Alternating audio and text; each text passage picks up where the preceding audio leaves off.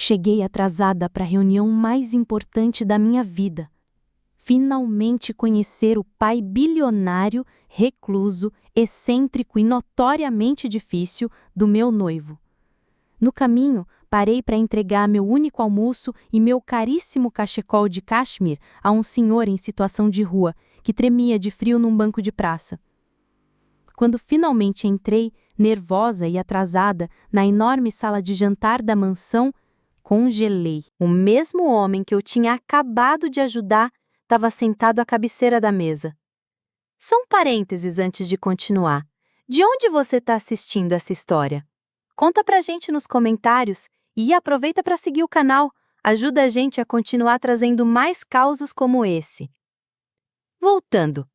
O convite não tinha cara de convite. Parecia mais uma intimação. Chegou por e-mail, direto de um escritório de advocacia chique, com um tom mais gelado que fila de banco no inverno. O senhor Vicente Tavares solicita a presença de seu filho, o senhor Henrique Tavares, e de sua companheira, a senhora Sofia Souza, para um jantar formal em sua residência particular. Era o encontro que o Henrique esperava e temia há mais de 2 anos. O pai dele era uma espécie de lenda urbana do mercado financeiro. Um cara que construiu um império multibilionário do zero e há cerca de 10 anos tinha desaparecido do mapa, se escondendo numa propriedade cercada por muros mais altos que ego de ex-BBB. Diziam que o tal Vicente era brilhante, excêntrico e com o carisma de uma porta emperrada. Chegou a cortar relações com o filho mais velho só porque ele se casou com uma mulher que o velho considerava inadequada. E agora, adivinha quem era a próxima na fila do julgamento? Eu. A semana que antecedeu o jantar parecia uma maratona de ansiedade. O Henrique, que normalmente é calmo, como quem já nasceu fazendo meditação, estava uma pilha. Sofia, você não está entendendo. Isso não é um encontro com o sogro, isso é um teste. Ele me disse isso com olhos arregalados, como quem viu a sogra dançando funk em casamento. Tudo com meu pai é um teste. Nosso casamento, nosso futuro, tudo depende da aprovação dele. Ele mandou uma lista de regras. Não fale do seu trabalho na ONG, ele acha que caridade é fraqueza. Não mencione seus pais, porque humildade para ele é defeito. Fala só sobre arte, história, economia. E usa o vestido azul marinho que eu comprei para você e o cachecol de cachemir. Ele valoriza a aparência. Ah, e pelo amor de Deus, não se atrasa. Para ele, atraso é sinal de mente bagunçada. Eu passei a manhã do jantar me sentindo mais numa audição para a novela das 9 do que indo conhecer meu futuro sogro. Ensaiei temas neutros no espelho, passei o vestido e a echarpe até não sobrar um vinco. Minha barriga era só nó. Eu estava tão focada em não falhar na missão que quase esqueci que era gente. Peguei o trem até a cidade do tal Vicente, um desses bairros fechados que parecem cenário de série de bilionário. O Henrique já estava lá, porque foi antes cuidar dos preparativos. Eu ia pegar um táxi da estação até a casa. Mas quando desci do trem, a pressão do dia inteiro me fez sentir como se tivesse um hipopótamo sentado no meu peito. A propriedade ficava a uns 2 quilômetros dali. Decidi andar. Queria clarear a mente, sentir o chão sob os pés. A caminhada parecia uma jornada para outro planeta. Mansões absurdas escondidas atrás de muros cobertos por eras. Portões que pareciam saídos de castelo europeu. Me senti uma intrusa, uma menina da ZL invadindo a Faria Lima das residências. Foi quando vi. Sentado num banco, bem ali, no meio de tanto luxo, um senhor que parecia saído de outro mundo. Roupas surradas, cabelo desgrenhado, o rosto marcado por rugas profundas de quem já apanhou muito da vida. Ele tremia de frio, com um casaco fino que mal resistia ao vento. Estava claramente com fome, perdido e completamente sozinho. Minha primeira reação, claro, foi lembrar da lista do Henrique. Não se envolva, não se atrase, não apareça com cara de quem andou na rua. Mas aí lembrei da minha avó, que dizia: a medida do seu caráter é como você trata quem não pode fazer nada por você. Respirei fundo e fui até ele. Com licença, senhor. Tá tudo bem? Falei baixinho. Ele me olhou com uns olhos azuis surpreendentemente vivos. Só um pouco de frio, moça. E perdi o almoço no abrigo. Olhei para o sanduíche que eu tinha preparado para a viagem, peru com queijo e pão integral. Era tudo o que eu tinha. Mas sem pensar, tirei da bolsa. É simples, mas é seu. Entreguei. Ele olhou para o sanduíche, depois para mim, parecia tentando decifrar um código. Por fim, aceitou com um aceno quase tímido. Obrigado, que gentileza. Vi que ele tremia mais uma vez. No impulso, tirei o cachecol de cachemir, aquele que o Henrique tinha praticamente exigido que eu usasse, e coloquei sobre os ombros dele. Você precisa disso mais do que eu. Ele olhou para mim de novo. Você é uma mulher muito gentil? Eu sorri, desejei boa sorte e saí dali com o coração disparado. Olhei o relógio, 5:12. Eu estava oficialmente e sem salvação 12 minutos atrasada para a reunião mais assustadora da minha existência. Corri, os saltos afundando na grama à parada dos bosques que cercavam a estradinha particular que levava até a mansão. Os portões da propriedade Tavares eram mais intimidadoras ao vivo que em qualquer foto. 2 portões gigantes de ferro forjado com um T dourado cravado no meio. Apertei o botão do interfone, com a mão meio trêmula. Sofia Souza, vim ver o Sr. Tavares. Silêncio. Longo. Tão longo que achei que já tinham me reprovado só de ouvir meu nome. Mas então, um zumbido alto e metálico ecoou e os portões se abriram lentamente, sem pressa nenhuma. Tipo o elevador de shopping antigo. A entrada era como se fosse uma estrada particular no meio de um parque, um rio de asfalto liso cercado de carvalhos enormes e antigos. Mas parecia que eu estava entrando num filme de suspense do que indo jantar com a família do noivo. No final, a mansão finalmente surgiu à vista. E olha, aquilo não era apenas uma casa, era um evento arquitetônico. Uma obra-prima de pedra com 3 andares, em estilo clássico, com aquelas alas laterais que pareciam as asas abertas de um urubu-rei prestes a pousar. E as janelas, dezenas delas, altas, escuras, olhando para mim como se fossem 100 olhos de sogra, julgadores e sem piscar. No topo da escadaria de pedra, debaixo de um pórtico tão imponente quanto entrada de banco estatal, estava ele, meu noivo, Vicente Tavares. E não, ele não estava sorrindo.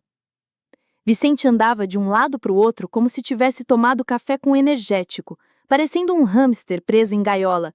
Celular colado na mão, expressão mais tensa que final de Copa do Mundo nos pênaltis. Quando me viu subindo as escadas, apressada e ofegante, seu rosto, já pálido de preocupação, virou uma máscara de raiva crua, sem retoque nem filtro de Instagram. Ava, pelo amor de Deus, onde você estava? Sibilou ele, baixo e furioso, agarrando meu braço. Você tá 17 minutos atrasada! 17! Ele odeia atrasos! Eu te falei isso! Eu te falei o quanto isso aqui era importante! Isso aqui é um desastre, um fracasso total e absoluto. Me desculpa, Vicente, falei ainda sem fôlego. Eu sei, eu tava vindo da estação e vi um senhorzinho num banco da praça, parecia com frio e com fome, e eu simplesmente parei. Ele me olhou como se eu tivesse começado a falar em marciano. Um velho? Repetiu ele com a voz cheia de descrença, como se eu tivesse batido com a cabeça. Um morador de rua? Você se atrasou para uma reunião com o meu pai, bilionário, recluso e com mais opinião que juíza de reality show porque resolveu bater papo com um morador de rua? Eu não bati papo, respondi com um leve tom de desafio brotando na minha garganta. Eu só dei meu sanduíche para ele. Ele estava com fome, Vicente. Foi então que ele mirou meu pescoço. E aí, meu amigo, o rosto dele, que já estava bravo, pareceu que entrou em modo super saiyajin do julgamento. E onde está o seu cachecol? Ele perguntou, com uma calma assustadora. Aquele de cachemir, o que eu comprei especialmente para hoje. Eu dei para ele, murmurei. Você deu? Ele repetiu, a voz subindo num guincho engasgado. Um cachecol de R$ 700 para um mendigo? Sofia, pelo amor de tudo, você tem noção do que está em jogo hoje? Isso aqui não é caridade beneficente, é com meu pai. Ele repara em tudo, na roupa, na fala, no jeito de sentar. A cada palavra dele, parecia que eu levava um tapa curto, seco, mas direto no juízo. Mas não era só raiva, não, era medo. Vicente estava aterrorizado. Era como ver um garotinho perdido no shopping, desesperado por aprovação. E, de repente, eu não era mais a parceira dele. Eu era o risco, a ameaça viva à herança milionária dele. E, sinceramente, a Sofia de uns meses atrás teria desmoronado ali mesmo. Mas naquele momento, de pé na varanda pomposa da mansão, uma calma estranha começou a me invadir. Porque naquele banco de praça, eu fiz uma escolha. Eu escolhi compaixão em vez de pontualidade. Gentileza em vez de um pedaço de pano de marca. E se isso me tornava indigna de entrar na família Tavares, então amém. Eu tinha passado num teste muito mais importante do que o deles. As enormes portas de madeira entalhada se abriram. Um mordomo alto, magro de dardó, surgiu com um uniforme preto e branco impecável e cara de quem nunca sorriu num Natal. Senhor Tavares os aguarda agora, disse ele, com uma voz seca, tipo papel de recibo antigo. Vicente arrumou a gravata com a mão trêmula. Agarrou minha mão com força. Tava fria e suada. Ok, deixa que eu falo. Sorria, seja educada, não menciona o cara do banco, nem o cachecol. Só tenta não falar nada imbecil. Por favor, Sofia, por tudo que é mais sagrado, seja perfeita. Ele me puxou para dentro. O saguão parecia o saguão de um tribunal federal, silencioso, imenso, com piso de mármore preto e branco que ecoava nossos passos como se cada passada fosse uma batida de tambor. As paredes estavam forradas de obras de arte caríssimas e retratos de ancestrais com cara de quem nunca sorriu num Natal. A casa não era um lar, era um museu, um showroom de poder e frieza. Seguimos por um corredor longo. Meu coração batia forte, devagar, como se estivesse se arrastando. Eu me sentia na milha verde, a caminho do meu próprio julgamento. Apertei a mão de Henrique. Era mais para acalmar ele do que a mim. Ele tinha razão. Era um teste, de postura, de fala, de valor, e o juiz estava prestes a nos receber. O mordomo parou diante de duas portas imponentes de madeira escura. O senhor Tavares os aguarda na sala de jantar principal, anunciou ele. À medida que nos aproximávamos, uma única voz masculina ecoava lá de dentro. Baixa, rouca, mas com uma cadência familiar. Meu coração congelou. Não podia ser. O mordomo abriu as portas. Henrique ainda sussurrava. Lembra, nada de política, sem falar do seu trabalho. Nem menciona o que você faz. Mas eu não ouvia mais nada. Nem olhava para a mesa de jantar de 6 metros de comprimento, nem para o lustre de cristal do tamanho de um carro popular. Meu olhar estava congelado, no homem sentado na outra ponta da mesa, sozinho, com um único prato diante de si. Era ele, o homem do banco da praça. O mordomo, alto e magro, como se tivesse sido talhado numa sombra, abriu as portas com um movimento sutil. A sala parecia uma caverna aristocrática. Uma única mesa de mogno, longa e brilhante, dominava o espaço. Um lustre apagado pendia do teto como uma constelação adormecida. E lá, no trono da extremidade, estava ele, o homem que eu ajudei na praça, agora sentado como rei de novela das 9. E Henrique, coitado, ainda sussurrava regras no meu ouvido, como se estivéssemos indo para uma entrevista de emprego, mas eu já nem estava ali. Meu mundo tinha virado do avesso. Minha mente estava num estado de negação frenética e completamente desesperada. Não é ele, eu disse a mim mesma. Não pode ser ele, é só coincidência. Um senhor com roupas velhas, parecidas, só isso. Você tá ansiosa, tá vendo coisa onde não tem. Mas então, o homem se mexeu. Levantou a mão para ajeitar alguma coisa no pescoço e foi aí que eu vi. Elegantemente pendurado nos ombros do paletó puído dele, contrastando com o tecido desbotado, estava o meu cachecol de cashmere. Aquele mesmo que eu tinha doado uma hora atrás, com o coração apertado, mas achando que ia fazer uma boa ação. Congelei na porta. Meus pés não respondiam, o corpo travado. Foi quando o Henrique, finalmente percebendo que eu já não estava mais ao lado dele, parou de sussurrar feito um louco. Sofia, que foi? Tá olhando o quê? Vamos logo! Ele sibilou, puxando meu braço. E então, ele olhou na mesma direção que eu, lá no fim da mesa enorme, e viu o pai dele. A reação foi digna de novela das 9. O meu noivo, que tinha passado a semana inteira me tratando como se eu fosse uma bonequinha de porcelana que precisava ser monitorada 24 horas por dia, agora parecia um menino de colégio que tinha sido pego colando na prova. A cor sumiu do rosto. Aquela postura, toda confiante, mesmo que controladora, desmoronou. A boca se abriu num som meio gemido, meio soluço, completamente incrédulo. "Pai!" gaguejou ele num tom tão agudo que parecia que tinha acabado de levar um susto de assombração. "O quê? O que o senhor está fazendo aqui? E o que é essa roupa? O senhor está bem?"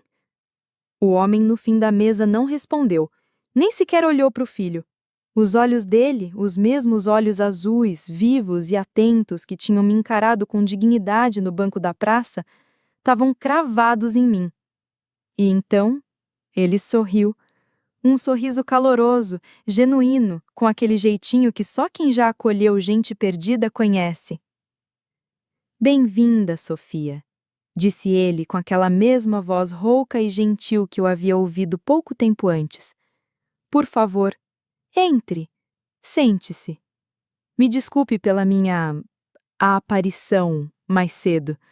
É um hábito antigo e, confesso, um tanto excêntrico." Eu ainda estava paralisada, tentando conciliar a imagem do morador de rua com a do lendário bilionário recluso Sr. Vicente Tavares.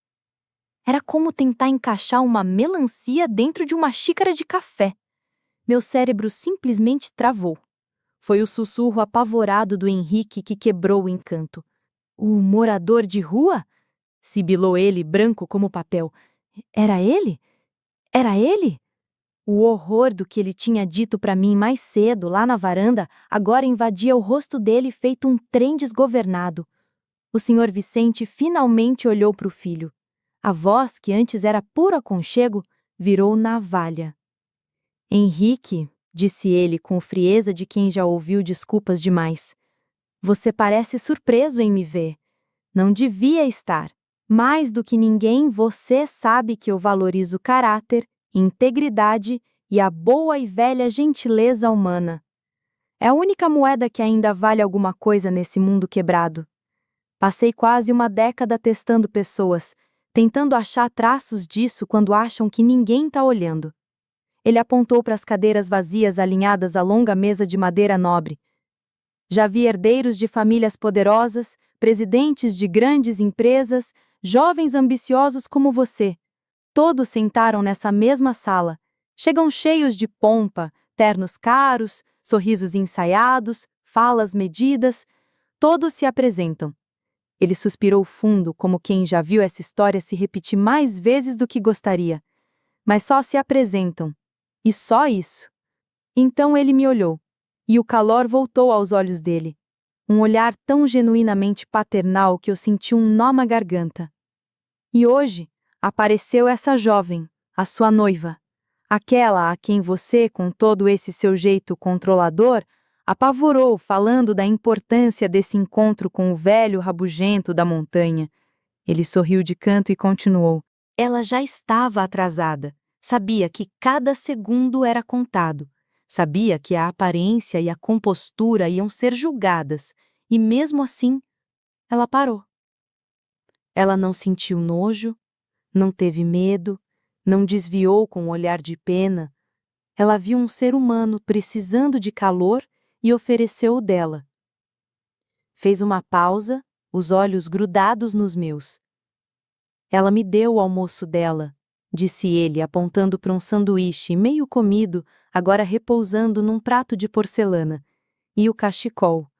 Um gesto simples, mas grandioso, para um estranho, para mim. Ele tocou suavemente o cachecol nos ombros, com respeito. Ela foi reprovada no seu teste ridículo de pontualidade e aparência, Henrique, mas passou no meu, e passou com louvor. Ele sorriu de novo, um sorriso que parecia abrir as janelas e deixar o sol entrar. Agora, Sofia, disse ele, fazendo um gesto para a cadeira à sua direita, a de honra. Vamos jantar. Temos um casamento para planejar e o futuro de uma empresa inteira para discutir. Virou-se então para o filho, que estava mais pálido que papel sulfite.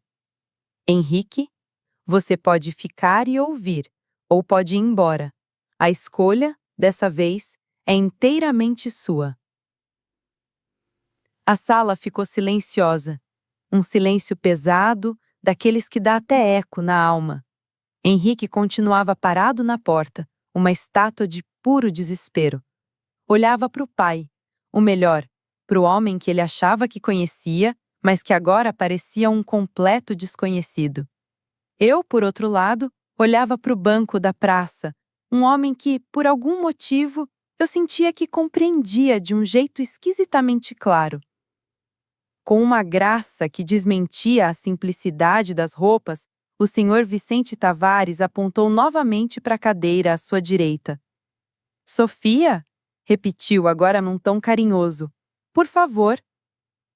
Meu corpo, que até então estava travado, finalmente respondeu. Caminhei pela longa mesa de mogno polido. Meus passos ecoavam como se eu estivesse dentro de uma igreja. Tudo parecia um sonho esquisito e grandioso. Sentei-me à direita do rei. Henrique, depois de um tempinho paralisado, finalmente pareceu lembrar como se usa as pernas. Ele entrou na sala arrastando os pés, como um príncipe deserdado na corte do próprio pai, e se sentou na extremidade mais distante da mesa, o mais longe possível do centro de poder. O mordomo do saguão, sempre tão silencioso, apareceu como se estivesse pisando em nuvens, empurrando um carrinho de prata reluzente, digno de novela das 9. Ele começou a servir o primeiro prato daquele que seria, agora eu sabia, o jantar mais terrivelmente constrangedor da vida da minha noiva. A conversa, quando finalmente aconteceu, não foi entre pai e filho, foi entre o Sr. Vicente Tavares e eu. Henrique, o filho fantasma, permanecia mudo e infeliz do outro lado da mesa, só empurrando a comida pelo prato com o garfo como criança birrenta. Vicente, meu sogro excêntrico, intimidador e surpreendentemente gentil, simplesmente ignorou o próprio filho. Seu foco estava em mim. Não quis saber do meu saldo bancário, nem da faculdade que eu estudei, muito menos da importância social da minha família. Perguntou sobre mim de verdade. Quis saber qual livro eu estava lendo, perguntou sobre o meu trabalho na ONG do centro de São Paulo, aquele mesmo que o Henrique havia praticamente implorado para eu não mencionar. Mas eu contei tudo, sim senhora. Minha voz ganhava mais firmeza a cada frase. Falei da horta comunitária que a gente estava montando, das crianças que eu acompanhava por lá. Vicente me ouviu com um interesse genuíno, fazendo perguntas inteligentes e bem colocadas. Daquele tipo que você até pensa, será que esse homem já leu meu diário? Quis saber sobre minha infância e eu contei sobre meus pais. Minha mãe, uma professora da rede pública, e meu pai, um enfermeiro batalhador. Cresci numa casinha simples, cheia de livros, amor e boletos, mas cheia de dignidade também. Falei dos valores que eles me passaram, a importância da gentileza, a nobreza do serviço, a responsabilidade que a gente tem de cuidar uns dos outros. Vicente assentiu, pensativo. Parece que são boas pessoas, criaram uma filha extraordinária. disse ele com os olhos brilhando. Em determinado momento, entre o prato principal e a sobremesa, ele estendeu a mão, tirou o cachecol de caxemira do pescoço e o dobrou com cuidado de quem dobra uma bandeira, e disse: "Isto é seu", e me devolveu. O cachecol ainda estava quentinho. "Obrigado", completou. "Foi um grande conforto." O jantar foi, na verdade, uma entrevista profunda e inesperadamente pessoal, e enquanto a conversa fluía, percebi o que estava acontecendo. Ele não estava só me conhecendo, ele estava mostrando na frente do filho tudo aquilo que o próprio Henrique tinha falhado em enxergar em mim. Mostrava com todas as letras que minhas origens humildes, minha compaixão, meu trabalho sem glamour eram exatamente as qualidades que ele mais valorizava. Era como se dissesse: "Filho, olha bem o que você tem nas mãos antes que perca." Quando a refeição finalmente acabou, Vicente nos acompanhou até a porta. Aí sim, falou com o filho pela primeira vez naquela noite. "Você tem uma mulher extraordinária, Henrique.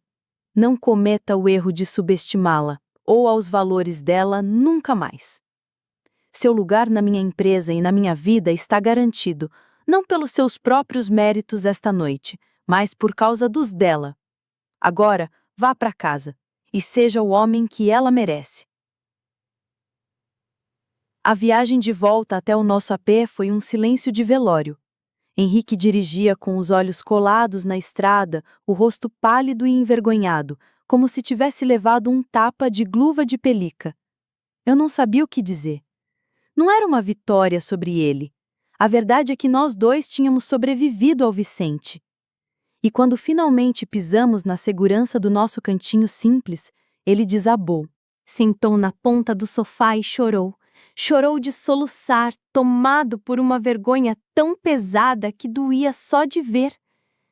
Pediu desculpas, não só pelo que fez naquele dia na varanda, mas por todo o histórico do nosso relacionamento. Por ter sido covarde, por viver buscando a aprovação eterna do pai, por tentar me moldar a uma versão que não era minha. Foi o momento mais sincero e vulnerável que já vi daquele homem, e foi ali que entendi. Nosso relacionamento não tinha terminado, ele estava começando. Nos casamos 3 meses depois. Foi uma cerimônia pequena, linda, íntima, nada de clube de campo. Casamos no quintal ensolarado da casa dos meus pais, com flores colhidas na vizinhança e bolo feito pela minha tia. E quem estava lá? Vicente Tavares. Não parecia um bilionário assustador, nem um senhor carrancudo.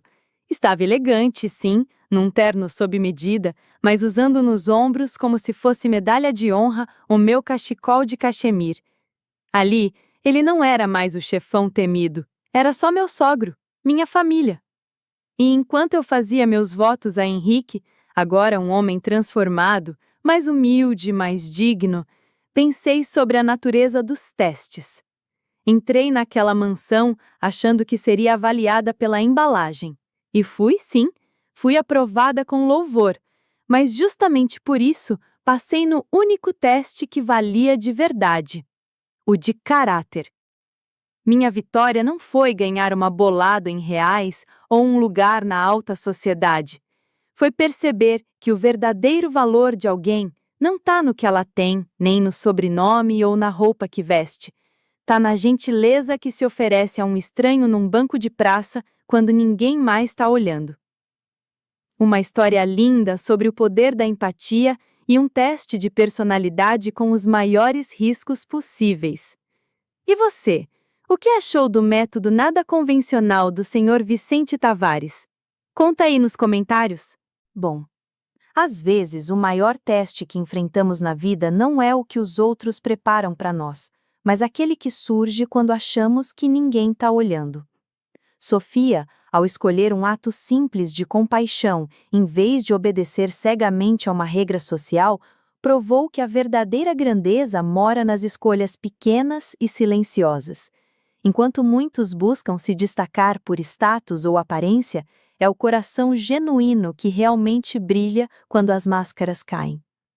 E o mais irônico é que naquele jantar onde tudo parecia um jogo de aparências, foi justamente a autenticidade que virou a chave da aprovação. Ser gentil quando dá tempo é fácil. Ser gentil quando custa caro é grandioso. Às vezes, um gesto que parece perda de tempo é, na verdade, o que define quem você é. Essa história mostra que, no fim das contas, caráter vale mais do que currículo, gentileza mais do que pontualidade e integridade mais do que aparência. Sofia nos ensina que ser fiel aos próprios valores, mesmo quando pressionada a fazer o contrário, é a atitude que realmente transforma relações e define destinos. O gesto dela pode até ter sido visto como tolice por quem só entende o mundo em cifras, mas foi exatamente o que revelou a força da sua alma. Vicente, um homem acostumado com bajuladores e aparências, não se deixou enganar. Ele procurava alguém que fosse verdadeiro, mesmo sem saber que estava sendo observado. A lição é clara: não subestime o poder dos pequenos gestos, porque é neles que moram as maiores verdades. O que você faz quando acha que ninguém está vendo é o que realmente importa. Agora me diz, se fosse você no lugar da Sofia, teria parado para ajudar o senhor na praça mesmo sabendo que chegaria atrasada? E você acredita que o Henrique merece uma segunda chance depois de tudo que aconteceu? Escreve aqui nos comentários, eu quero muito saber. E não esquece, deixa também o seu comentário com uma classificação de 1 a 10 para mostrar o quanto você gostou, porque assim eu consigo trazer mais vídeos que sejam interessantes para você. Gostou dessa história cheia de revoltosas e lições inesperadas? Então, deixa seu like, compartilha com alguém que precisa de um empurrãozinho para lembrar o que realmente importa e se inscreve no canal para não perder os próximos causos que a vida ainda vai aprontar.